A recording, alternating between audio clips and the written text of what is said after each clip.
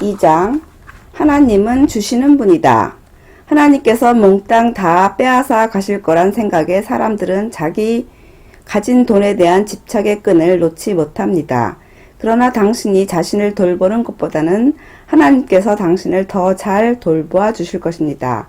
하나님은 풍성하게 주시는 엘 사다이이시지 인색한 엘 치포가 아닙니다. 하나님의 방법이 당신의 방법과 다를 수는 있겠지만 확실한 것은 당신이 자기 자신을 돌보는 것보다는 하나님께서 당신을 훨씬 더 잘 돌보아 주실 거라는 사실입니다. 교회가 오랫동안 너무도 잘못된 사상을 많이 심어 놓았기 때문에 사람들은 주님은 그리스도인들이 주머니에 돈 한 푼 없이 작은 집에서 살기를 원하신다고 생각합니다. 그러나 하나님의 말씀은 다르게 말합니다. 하나님께서는 그분의 자녀들에게 복을 주고 싶어 하십니다. 사실 당신이 너무도 형통한 나머지 당황스러울 정도가 아니라면 아마도 당신은 하나님을 재정의 원천으로 의지하지 않고 있을 가능성이 큽니다. 이 말이 조금은 충격적으로 들리겠지만 사실입니다. 제가 알고 지내던 분이 저에게 여러 해 동안 차를 사주셨는데 그 차들은 싸구려가 아니었습니다. 그분은 저에게 최고급 차를 사주셨습니다. 한 번은 쉐비 서브어반 가족용 SUV 차량을 사주셨는데 너무나 멋진 차여서 제가 가는 곳마다 사람들이 그 차를 어디서 구입했으며 제 직업은 뭐냐고 물었습니다. 제가 사역자라고 하니 그들의 얼굴에 이렇게 쓰여 있었습니다. 목사가 타기에는 너무 좋은 차 아니야? 그래서 그 차를 끌고 사람들 앞에 나타나기가 아주 당황스러웠습니다. 그래서 그 차를 사주신 분에게 가서 이렇게 말했습니다.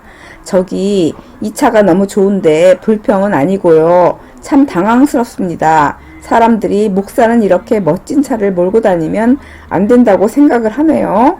그는 잠시 저를 빤히 쳐다보더니 이렇게 말했습니다. 당신이 너무 형통한 나머지 당황스러울 정도가 아니라면 그것은 당신의 진정한 원천이 하나님이 아니시란 뜻입니다. 그 말이 저의 마음속에 깊이 파고들었습니다. 사실 자신이 소유한 것들을 보며 내가 이루어냈어. 이건 전부 내가 노력한 결과야. 라고 한다면 당신은 하나님의 초자연적인 능력을 활용한 것이 아닙니다. 그저 자신을 의지했을 뿐입니다. 물론 하나님으로부터 오는 부요는 부를 탐하는 것과는 다릅니다. 하나님께서는 당신이 좋은 것을 가지길 원하시지만 돈을 쌓아두고 오직 자기만을 위해 써서는 안 됩니다. 하나님의 돈을 맡은 청지기로서 당신의 자산을 관리하며 헌금하고 기부도 한다면 하나님께서 당신을 축복하실 것입니다. 하나님의 축복은 근심을 겸하여 주지 않습니다. 하나님의 축복으로 좋은 것도 가지게 되지만 그것을 유지하기 위해 몸이 상하도록 일해야 될 일은 없을 것입니다. 가진 것을 다 내려놓고 하나님을 신뢰하기 시작할 때 하나님은 당신이 내려놓은 것을 가져가는 분이 아니라 오히려 몇 배로 증가시키시는 분임을 알게 될 것입니다. 하나님께서 당신의 삶에 들어오신 것은 당신의 것을 빼앗기 위해서가 아닙니다. 성경은 하나님께서 축복하셔서 잘되고 형통한 사람들의 이야기로 가득 차 있습니다. 그들은 모두 청지기의 태도를 지녔습니다. 그들은 모두 하나님을 그들의 원천으로 인정했습니다. 청지기의 좋은 본보기는 다윗입니다. 그는 주님께 성전을 지어드리기를 원했지만 하나님께서는 안 된다고 말씀하셨습니다. 하나님은 다윗의 아들 솔로몬이 성전을 건축하기 원하셨기 때문입니다. 다윗은 하나님께 순종했지만 솔로몬이 성전을 짓기 위해 필요하게 될 돈과 물질을 준비하기 시작했습니다. 그것은 다윗 나름의 헌금이었습니다. 다윗은 솔로몬이 자라는 동안 360억 달러의 상당한 금과 140억 달러의 상당한 은을 준비하고는 왕위를 넘겨주기 직전에 마지막 한 가지 선물을 더 준비했습니다. 그의 말입니다. 성전을 위하여 준비한 이 모든 것 외에도 내 마음이 내 하나님의 성전을 사모함으로 내가 사유한 금, 은으로 내 하나님의 성전을 위하여 드렸노니 곧 오빌의 금 3,000달란트와 순은 7,000달란트라. 모든 성전 벽에 입히며 금, 은 그릇을 만들며 장인의 손으로 하는 모든 일에 쓰게 하였노니 오늘 누가 즐거이 손에 채워 여호와께 드리겠느냐 하는지라. 대상 29장 3절에서 5절. 이 한 가지 산물을 위하여 다윗은 110톤의 금과 260톤의 은을 드렸습니다. 오늘날의 값으로 환산하면 그것은 60억 달러의 금과 3억 달러 이상의 은에 해당합니다. 이 막대한 선물을 드린 후에 다윗은 다른 사람에게도 드리라고 격려했습니다. 각 지파의 모든 지도자들이 이 일에 참여하여 거금을 드리기 시작했습니다. 그 지도자들은 다윗보다 훨씬 더 많이 드렸습니다. 190톤의 금과 375톤의 은을 드렸습니다. 그것을 모두 합하면 그들은 170억 달러의 금과 은을 그 한날에 드렸습니다. 다윗이 온 회중 앞에서 여호와를 송축하여 이르되 우리 조상 이스라엘의 하나님 여호와여 주는 영원부터 영원까지 송축을 받으시옵소서. 여호와여 위대하심과 권능과 영광과 승리와 위엄이 다 주께 속하였사오니 천지에 있는 것이 다 주의 것이로소이다.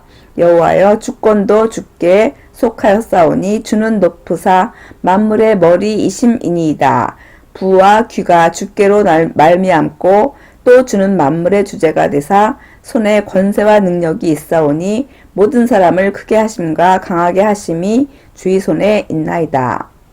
대상 29장 10절에서 12절.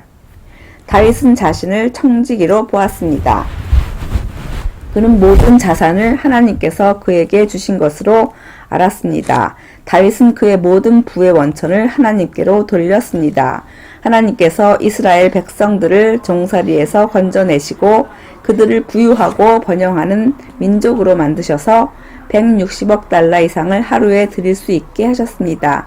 하나님께서 그들을 광대하게 만들어 주셨던 것입니다.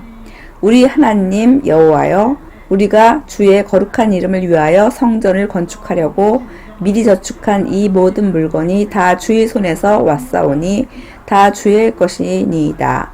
나의 하나님이여, 주께서 마음을 감찰하시고 정직을 기뻐하시는 줄을 내가 아나이다.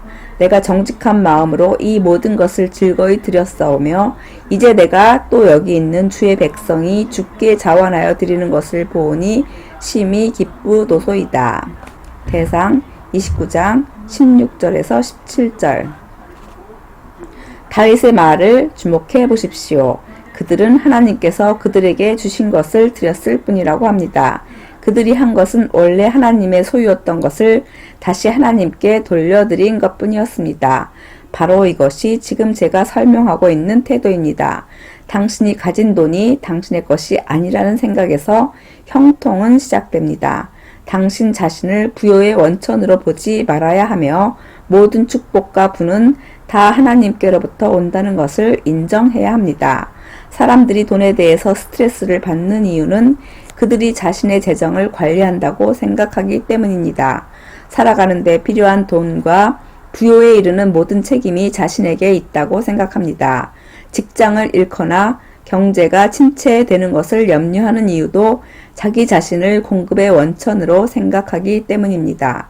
자기 자신을 축복의 원천으로 생각하게 되면 자신이 통제할 수 없는 환경을 통제하려고 하며 그때 많은 압박을 받게 됩니다. 그러나 자신을 청지기로 보면 결과적으로 마음의 평안과 안정이라는 유익을 얻게 됩니다. 하나님이 자신의 원천임을 알 때 주변 상황에 따라 염려하지 않게 됩니다. 하나님께서 아브라함을 사막에서조차 형통하게 하시고 그의 양떼와 소떼를 풍성히 먹이셨다면 동일한 하나님께서 어떤 경제 상황에서도 당신을 복주시고 형통케 하지 않으시겠습니까? 주변 상황은 중요하지 않습니다.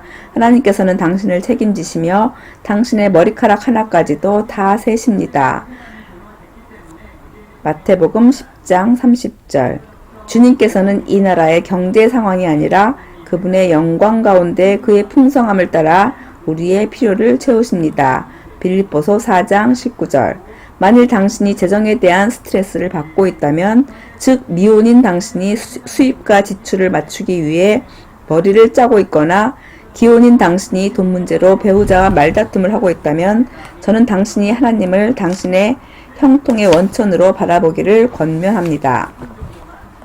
때로는 당신이 직면하는 현실적이고 환경적인 문제들을 뛰어넘어 영적인 영역을 들여다보는 것이 어려울 수도 있지만 청지기 정신을 가진다면 그렇게 할 수 있습니다.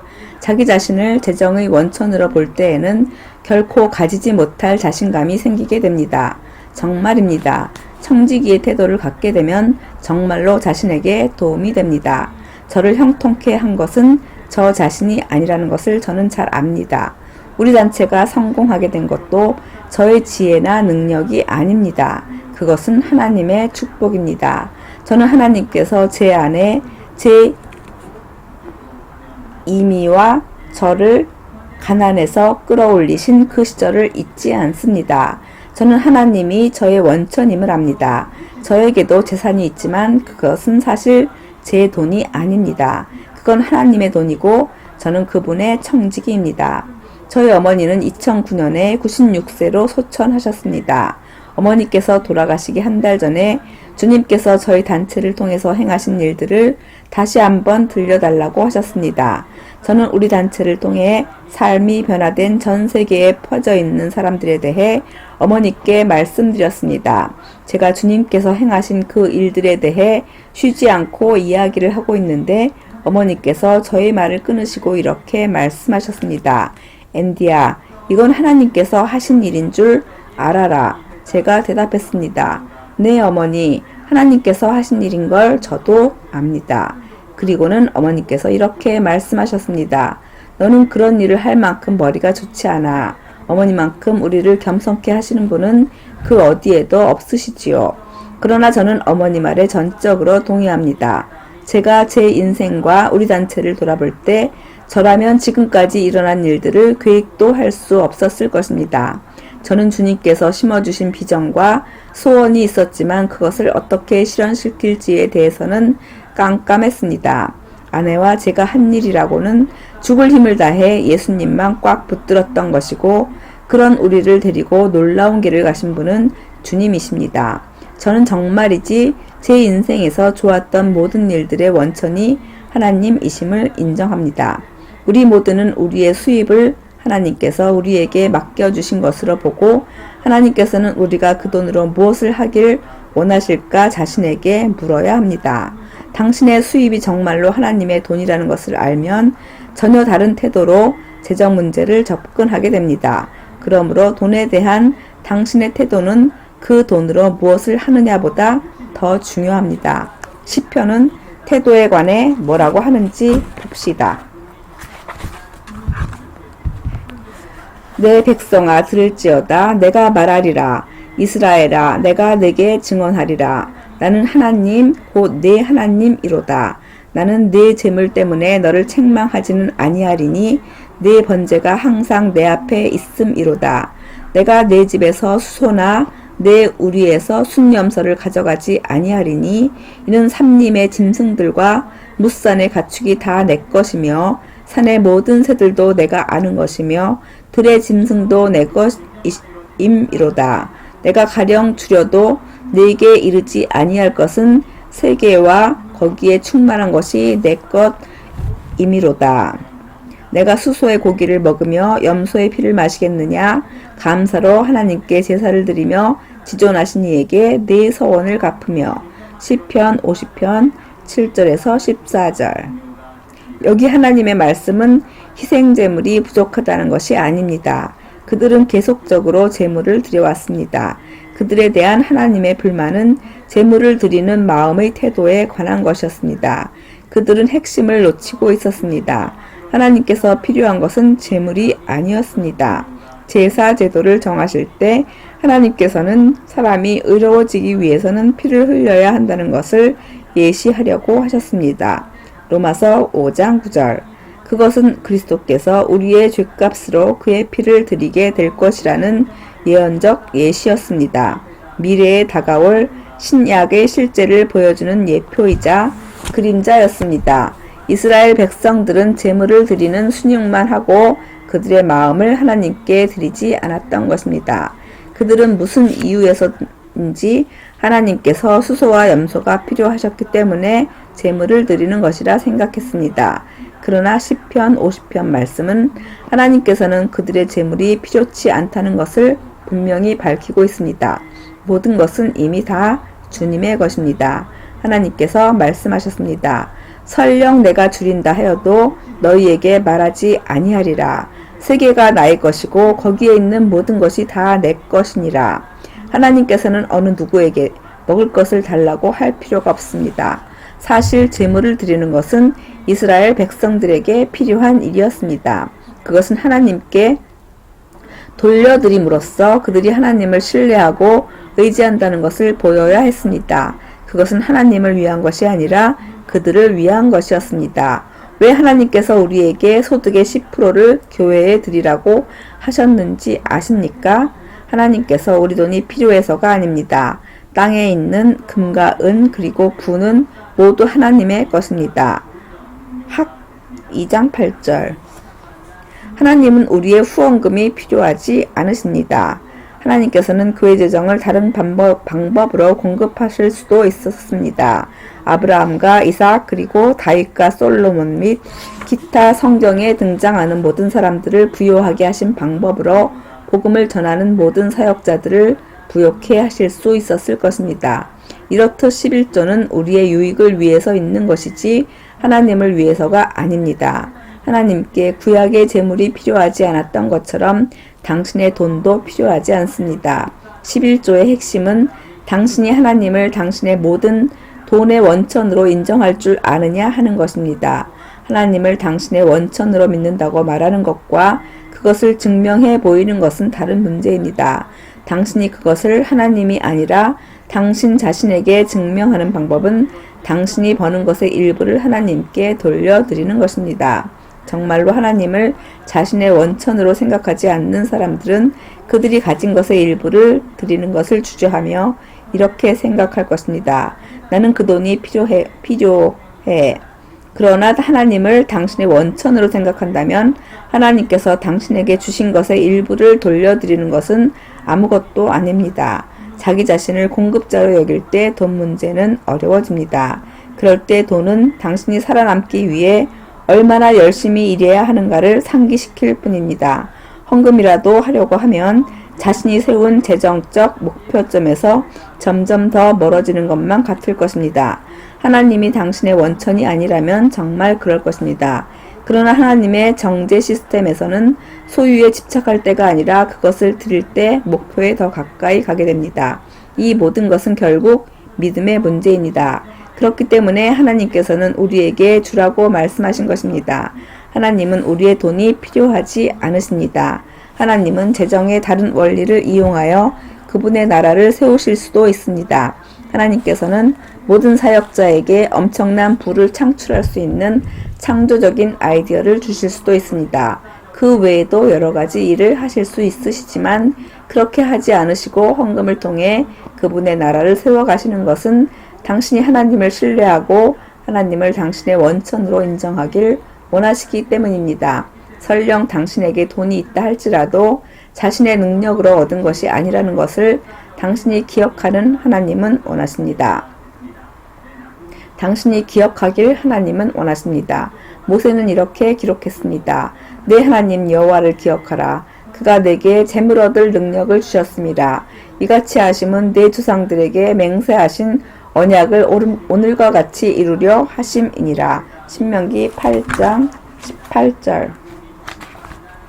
하나님께서 우리에게 재물 얻을 능력을 주십니다. 그러므로 우리가 생계 유지를 위해 많은 노력을 하였다 하더라도 하나님이 우리의 원천임을 인정하는 것은 매우 중요합니다.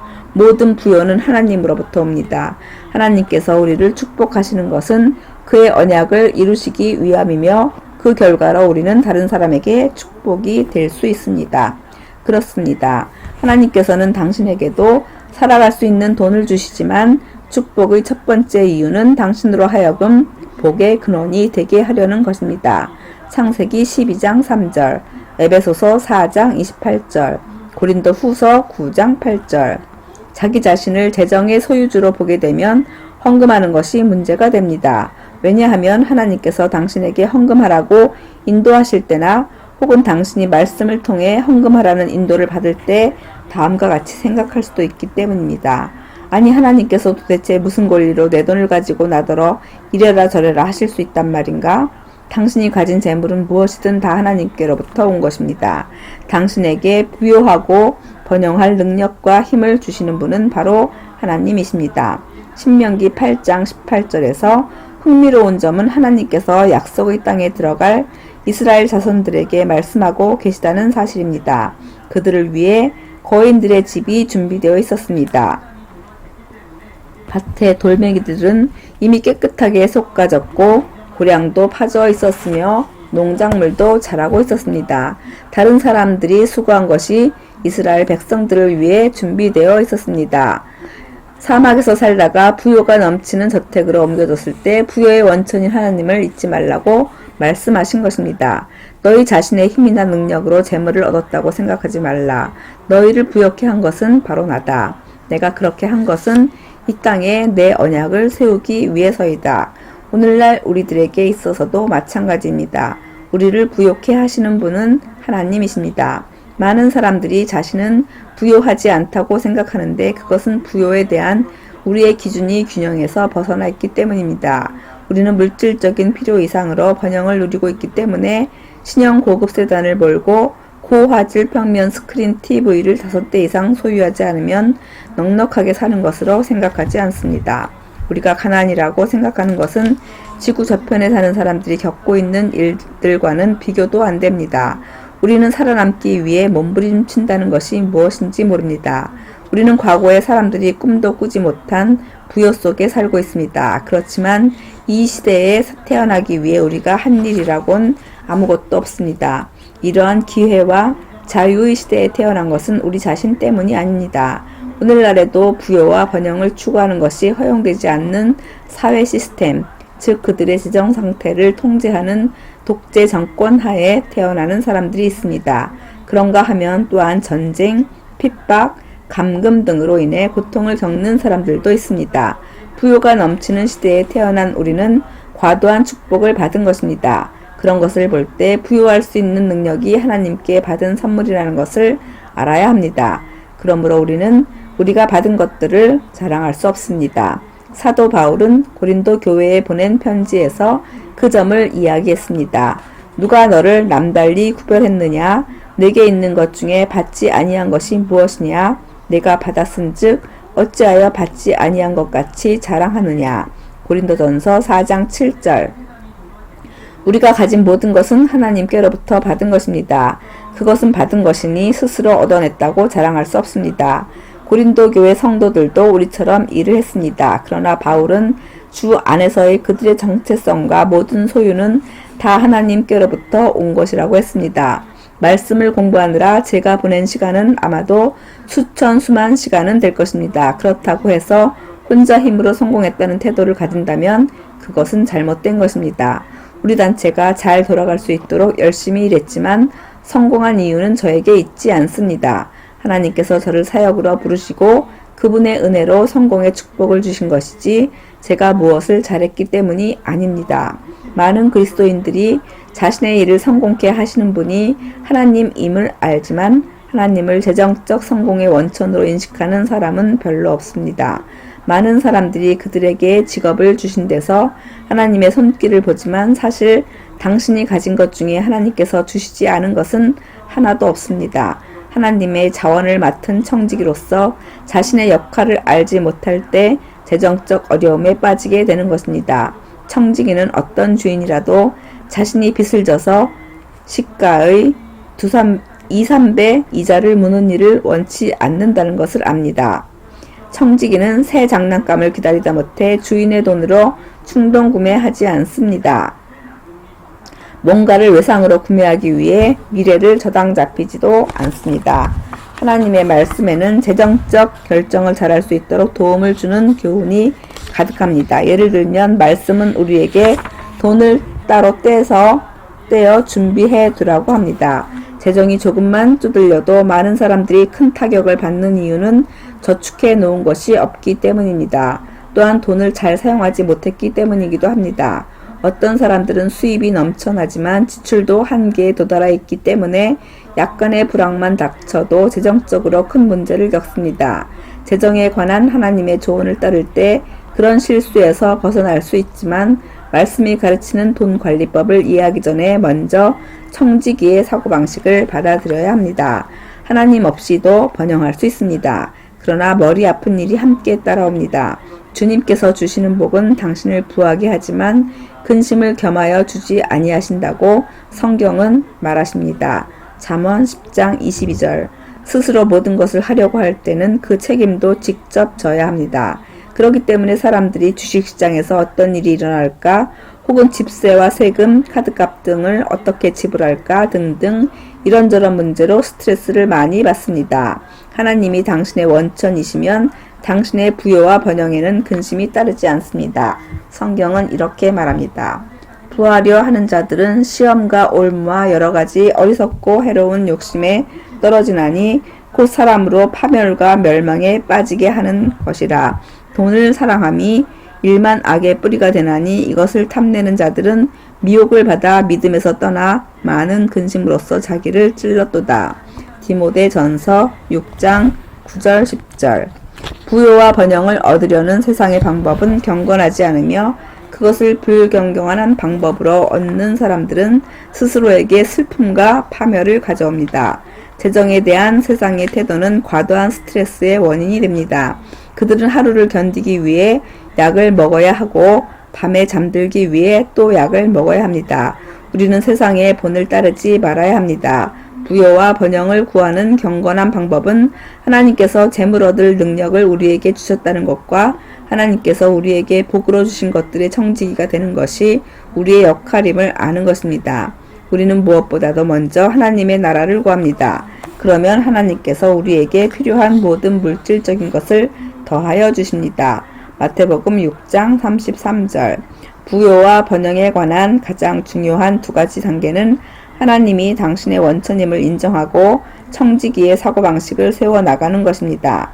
당신이 그 두 가지를 실행하면 하나님의 말씀이 당신을 부욕해 하실 것입니다. 또한 재정과 관련된 스트레스와 염려를 없애줄 것입니다. 그것은 당신의 돈이 아니기 때문입니다.